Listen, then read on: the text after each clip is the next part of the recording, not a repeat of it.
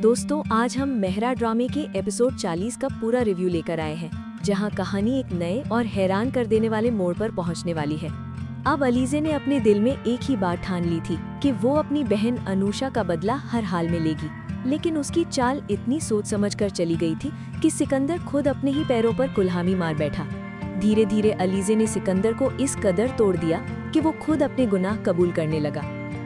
मगर इससे पहले कि अलीज़े का खेल पूरा होता, सिकंदर को एक ऐसी सच्चाई का पता चला जिसने उसके होश उड़ा दिए। उसे मालूम हो गया कि अलीज़े दरअसल अनुषा की छोटी बहन है, वही अनुषा जिसे उसने एक वक्त अपनी मोहब्बत के जाल में फंसाया था और शादी की रात ही तलाक दे दी थी। अब उसे समझ आ चुका था कि अलीज़े का असली मकसद क्या है। ये लड़की मुझे बर्बाद करने आई है। सिकंदर के अंदर अब डर भी था और गुस्सा भी।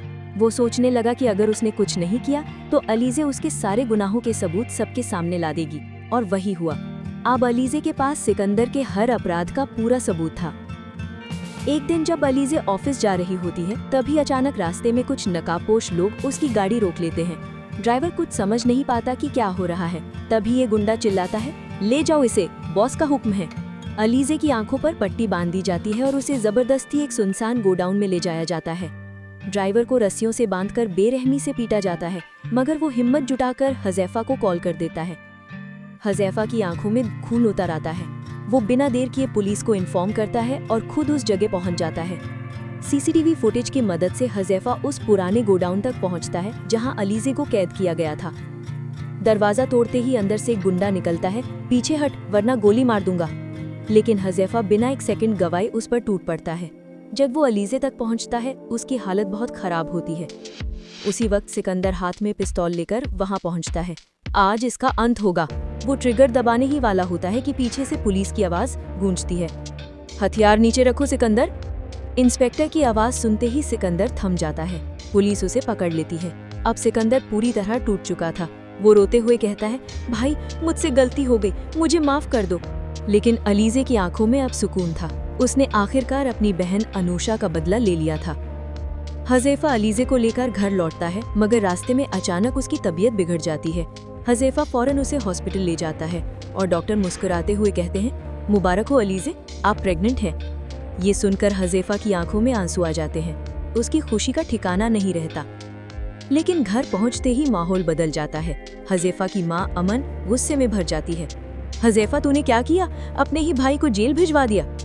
हज़ैफ़ा शांत लहजे में जवाब देता है, अम्मी, अगर आप सच्चाई सुन लें तो शायद मेरा दर्द समझ पाएंगी।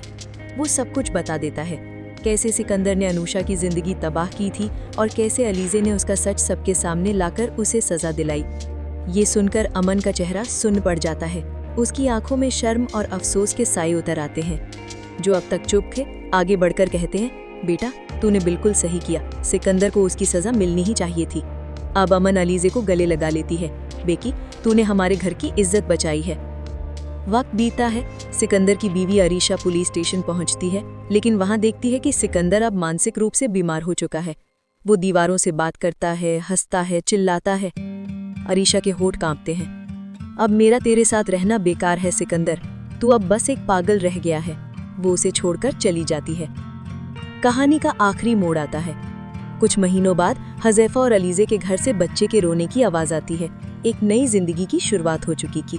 अलीज़े अब अपने बच्चे और पति के साथ खुशहाल जिंदगी बिता रही थी। बदला पूरा हो चुका था, लेकिन उसकी आंखों में अब भी वो दर्द बाकी था जो किसी बहन के दिल में तब तक रहता है जब तक उसकी रूह पूरी तरह सुकून न पा जाए।